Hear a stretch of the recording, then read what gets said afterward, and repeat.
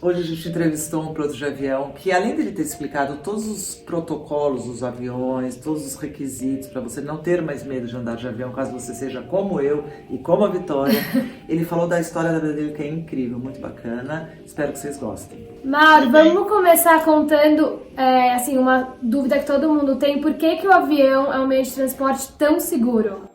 Olha, essa é uma pergunta bem abrangente. Primeiro, o avião ele é muito seguro porque quando você embarca num avião, você está embarcando em um sistema todo de aviação, não apenas num equipamento, em que tudo tem muitas redundâncias, tudo funciona com muitos sistemas de backup. Então, desde o aviador que está ali pilotando o avião, e ele tem o backup dele, que é um segundo aviador na cabine, além de exercer funções complementares, ele acaba sendo também uma peça de backup. Você vai ter uma série de sistemas redundantes, como os sistemas de navegação, você tem sempre mais de um de cada, os sistemas de controle do motor, de monitoramento dos parâmetros do motor, você tem sempre mais de um de cada. Você nunca tem uma coisa apenas num avião. Então, se você perde um, você tem uma série de backups que ainda te mantém em segurança. Isso vale para tudo. Tudo é feito seguindo padrões de checklists, o que a gente chama de cross-check, que é uma pessoa checa e o outro confere se aquele check foi realmente feito de acordo. Então, tudo é feito com redundância. É isso que faz a aviação muito segura. Eu entendo que o medo de avião, ele não vem do racional, ele é um medo irracional, porque se apresentados aos fatos, não tem como a pessoa ter medo. De fato, a estatística mostra que é muito seguro. E uma dúvida, como que é a preparação para você ser piloto? Quais são os requisitos para ser piloto de avião? Existem alguns requisitos médicos. Então, anualmente, todos os pilotos precisam fazer exames médicos que vão desde exames de coração, como você citou, exames de vista, até exames psiquiátricos, testes psicotécnicos. Então, anualmente, esses exames são feitos e você precisa ter uma certificação que diz que você está apto a voar nos parâmetros de saúde. Além disso, para um piloto se preparar, existe uma série de cursos. Anualmente é feito o treinamento em simulador. O simulador ele é uma réplica perfeita da aeronave que aquele aviador voa. E além de você treinar os procedimentos normais, o mais importante é que ali você treina todas as emergências. Legal. E uma dúvida, o que é a turbulência? Por que não precisa ter medo quando está acontecendo a turbulência? A turbulência, acho que o passageiro leigo ele se assusta muito, talvez seja o que mais assusta um passageiro leigo, né? Mas vamos comparar com o fluido ar com o fluido água, que acho que fica mais fácil de visualizar. Se você está numa piscina paradinha e você joga uma prancha, empurra assim, ela vai retinha e tranquilo. Só que se você começa a bater nessa água e você jogar essa mesma prancha, ela vai fazer o percurso, mas ela vai passar por essas ondulações. Então, o ar é um fluido da mesma maneira que a água, e a turbulência é o avião passando por uma dessas zonas que a gente chama de turbilhonamento. Ela pode ser gerada por diversos motivos. O mau tempo é um deles, o mais comum, inclusive. Só que a turbulência por mau tempo... Desculpa, Mauro, quando está muito calor também, né? Quando o ar está muito quente. Muito calor também, são as turbulências convectivas. Convecção é a movimentação do ar no sentido vertical, né? De cima para baixo, de baixo para cima. Essas movimentações convectivas, elas geram esses turbilhonamentos, ou seja, o ar ali ele não está tranquilo. E existem alguns outros tipos de turbulência, que são a turbulência orográfica, que acontece quando o avião está passando perto de montanha, o vento bate na montanha, sobe turbilhonado, e o avião passando por esse ar sofre a influência da turbulência. E as turbulências de céu claro. Nos altos níveis onde os aviões a jato voam, existe uma coisa chamada corrente de jato. É uma corrente de vento de altíssima velocidade, que inclusive é usada estrategicamente para que os aviões entrem nela e consumam menos combustível. Mas nesse momento de passar de uma camada de ar onde o vento está em baixa velocidade para uma camada de ar onde o vento está em altíssima velocidade, essa diferença da velocidade do vento gera uma onda de turbulento muito forte. E pode ser, você pode passar por ela sem nenhum aviso prévio. Então é por isso que os aviões, os pilotos sempre avisam para que você mantenha os cintos de segurança afivelados, mesmo com o aviso desligado, porque existe algum tipo de turbulência que pode ser enfrentada sem aviso prévio. Mas uma turbulência não derruba um avião? Uma turbulência não derruba um avião. Eu acho que é isso que todo mundo quer saber, entendeu? Uma turbulência não derruba o avião. As aeronaves atualmente são totalmente preparadas, os pilotos são totalmente treinados, sabe-se muito bem os efeitos da turbulência e como evitá-los. E Mauro, como que funciona um avião na hora de decolar e na hora de aterrissar? Qual que é o momento mais crítico, assim, o que tem mais delicado? Eu ia perguntar exatamente isso. Quanto tempo eu tenho que contar para decolagem para eu ficar tranquilo? Uma regra básica no avião é que você sempre quer estar o mais rápido possível e o mais longe do chão possível. Então, numa decolagem, você está ganhando velocidade e você está ainda perto do chão. Num pouso, você está perdendo velocidade, está se aproximando do chão. Colocando numa forma muito simplificada, por esse motivo, os momentos de pouso e decolagem acabam sendo os de maior incidência de acidentes. Tem algumas velocidades de referência numa decolagem. É a V1, a VR, que é a velocidade de rotação, e a V2, que é a velocidade que você tem como referência de subida em caso de perda de um motor. Por que existe essa velocidade em caso de perda de um motor? Se você perder um motor na decolagem, você continua subindo sem problema nenhum. O avião é feito para funcionar com um motor a menos. O avião bimotor é feito para funcionar com um motor só. Então, mesmo que no momento crítico, como a decolagem ou o pouso, você perca um motor, o avião tem total condição de continuar voando e o piloto tem total treinamento, como eu citei os treinamentos do simulador, para lidar com esse tipo de situação. Você quer uma referência em tempo? 1 minuto. 1 minuto é uma boa referência. 1 minuto, mas 1 minuto o quê? 1 minuto da hora que ele começa a acelerar? Ou na 1 minuto da hora que ele começa a acelerar. Claro que dependendo do peso do avião, do tamanho do avião, dependendo das condições de temperatura e pressão, a decolagem vai demorar um pouquinho a mais ou um pouquinho a menos para acontecer. Mas, basicamente, o avião tem que acelerar até a velocidade de rotação.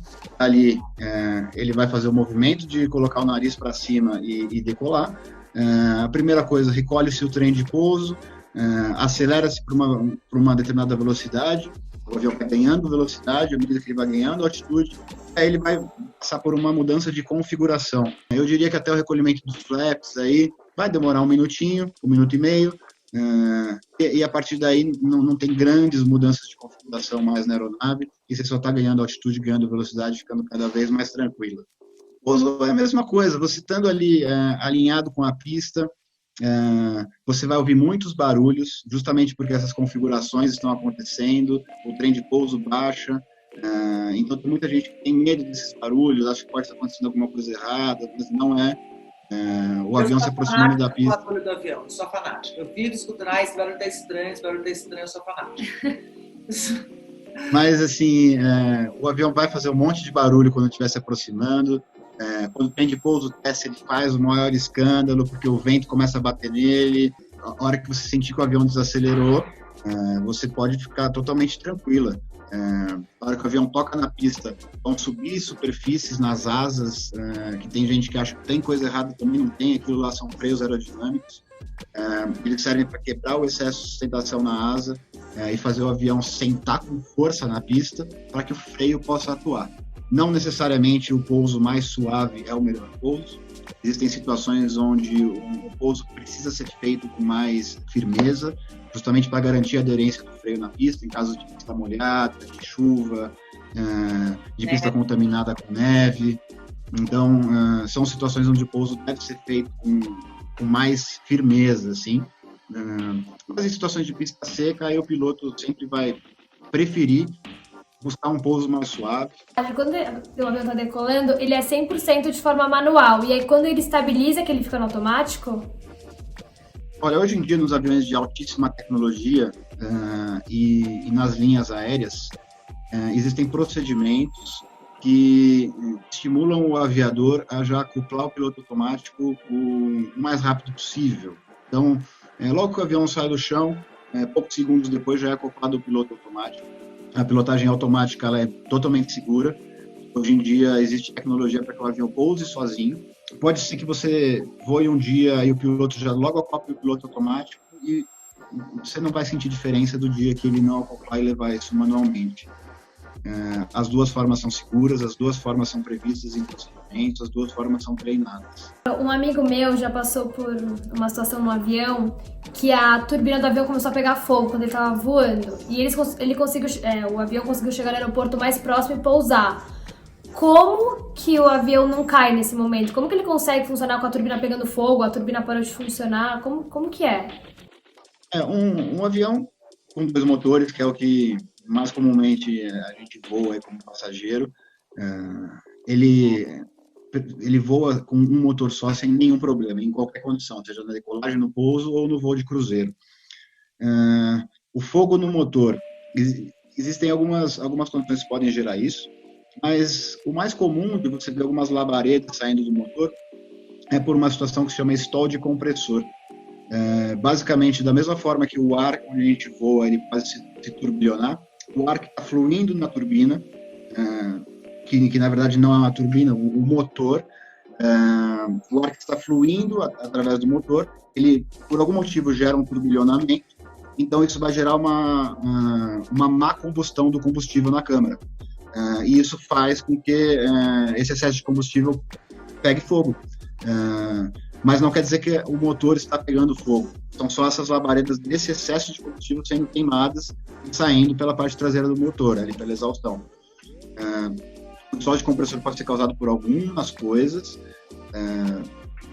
seja atingir um pássaro, um pequeno pedregulho que entrou no motor, enfim, algumas coisas podem causar isso, mas não é algo muito problemático. Algumas vezes você não precisa nem cortar esse motor completamente. Mas, mesmo que seja uma coisa um pouquinho mais grave, você corta aquele motor, continua voando com um só. Existem alguns procedimentos para ser cumpridos se você vai voar com um motor só, mas por uma opção de segurança, você vai até o aeroporto, vai pousar no aeroporto mais próximo, enfim, no aeroporto que logisticamente seja viável, até porque não é uma coisa que demanda o pouso imediato. Então, existem alguns critérios, você não vai pousar num aeroporto que, por exemplo, não comporte 150 passageiros num terminal, porque você está com um motor só, você consegue ir até um aeroporto que comporte logisticamente esse número de passageiros. Agora, se um avião perder 2 motores, o que é uma situação extremamente rara, e extremamente rara eu digo, literalmente é mais fácil você ganhar na loteria, ainda assim esse avião não vai cair, despencar do céu. Como qualquer objeto com asas, o avião tem condição de planeio. Então, um avião que dá altitude de cruzeiro perca os 2 motores, ele ainda tem condição de voar controladamente, de uma forma planada, ou seja, ele vai estar descendo, mas uma descida controlada. Então, embora, obviamente, isso seja uma situação das mais graves, isso não significa que o avião vai despencar do céu. Você consegue planar. Ele vai planar se ele estiver numa altura muito alta. Então, quanto mais alto você estiver numa situação dessa, melhor. Porque, basicamente, para você planar, você vai estar trocando altitude por velocidade. Um avião precisa de uma determinada velocidade para se manter voando. Quando você coloca o avião com o nariz para baixo e faz ele descer e acelerar, você está trocando altitude por velocidade, como se você colocasse um carro na ladeira em ponto morto. Então, quanto mais alto você tiver, melhor, porque mais altitude você tem para trocar por velocidade. Falando assim, você passa dessa segurança toda, porque como é que você explica alguns aviões aí do mundo caindo? Mas uma falha humana isoladamente não derruba um avião. Que mesmo que um piloto cometa um erro, aquele erro, na imensa maioria das vezes, ele não é catastrófico, ele não é fatal. Então, se você pegar os acidentes mais recentes e fizer um estudo em cima deles, uma das melhores maneiras da aviação evoluir é estudar acidentes que aconteceram. Você percebe que houve uma série de erros, uma série de fatores que levaram aquele acidente a acontecer. Se você tirar um pequeno detalhe dali, aquele acidente não acontece, mesmo com todos os erros que envolveram aquela cadeia. Você já passou por algum momento de medo no avião?